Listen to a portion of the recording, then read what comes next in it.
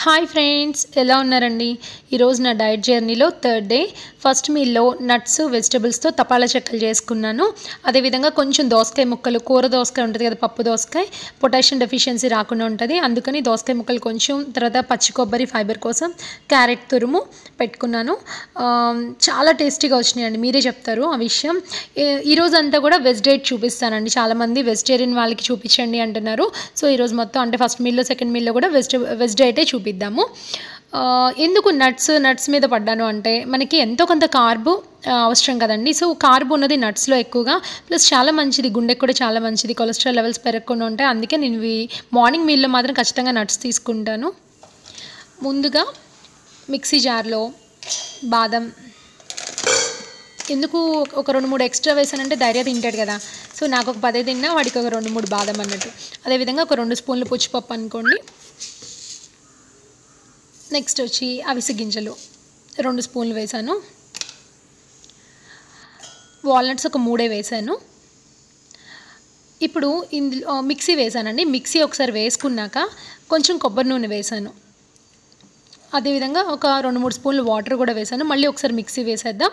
వేసేసాక ఈ లోపల ఒక గిన్నె తీసుకొని సన్నగా కట్ చేసుకున్న ఉల్లిపాయ ముక్కలు, మెంతి కూర అంటారు, ఐడియా ఉంది కదండి, ఆకుకూర కూడా మనం వాడుకుంటే మంచిది, ఆ మెంతి కూర అనమాట, సన్నగా కట్ చేసుకున్నాను. క్యారెట్ తురుము, నువ్వులు ఉన్నాయి కదా, నువ్వులు అలా తగులుతూ ఉంటే పంట కింద చాలా టేస్టీగా ఉంటుంది, అందుకే నువ్వు పేస్ట్ చేయలేదు, నువ్వు పప్పు ఇలా వేసాను విడివిడిగా. అదేవిధంగా కొత్తిమీర, తగినంత ఉప్పు, ఒక్కొక్కసారి కెమెరా నిలువుగా పెట్టేస్తాను, అప్పుడు ఇలా అయిపోతుంది అనమాట. అదేవిధంగా కొంచెం కారం, మీరైతే పచ్చిమిర్చి వేసుకోండి, బాగుంటాయి. నేను పచ్చిమిరపకాయలు తినలేను, అందుకని లైట్గా కారం వేసాను, అది కూడా మీకు చూపించాలని వేసాను అంతే. తర్వాత మిక్సీలో మనం పేస్ట్ చేసుకున్నాం కదా, ఆ ముద్ద కూడా వేసాను. వేసి బాగా కలుపుకోండి. స్పూన్తో కలపాలంటే అవ్వదండి, హ్యాండ్తో కలిపేసుకోండి. దీంతో 2 తపాలా చెక్కలు వస్తాయి కొంచెం పెద్దగానే.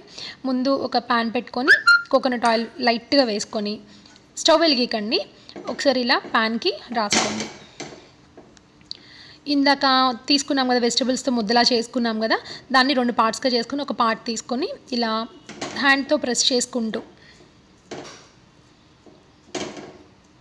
ఆయిల్కి అలా స్ప్రెడ్ అవుతూ ఉంటుంది, ఏం బ్రేక్ అవ్వదు, చక్కగా నీట్గానే వస్తాయి. అలా స్ప్రెడ్ చేసుకుంటూ ప్యాన్ అంతా వచ్చేలాగా స్ప్రెడ్ చేశాను దాన్ని. తర్వాత 4 చోట్ల చిన్న చిన్న రంధ్రాలు పెట్టాను అనమాట. దాన్ని ఎందువల్ల అంటే చెప్తాను.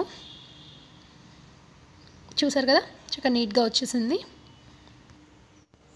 ఈ లోపల నేను ఏం చేస్తానంటే వేరే ప్యాన్లో కొంత కొబ్బరి నూనె, అంటే ఒక 20 గ్రాముల కొబ్బరి నూనెని కాగపెట్టి, కాగిన నూనెని ఇలా పోసాను అనమాట. ఇప్పుడు ఆయిల్ చక్కగా కిందకి వెళ్ళిపోయి దీన్ని ఇలా పైకి తెచ్చేస్తుంది. చూసారు, ఆయిల్ మొత్తం పీల్చేసింది.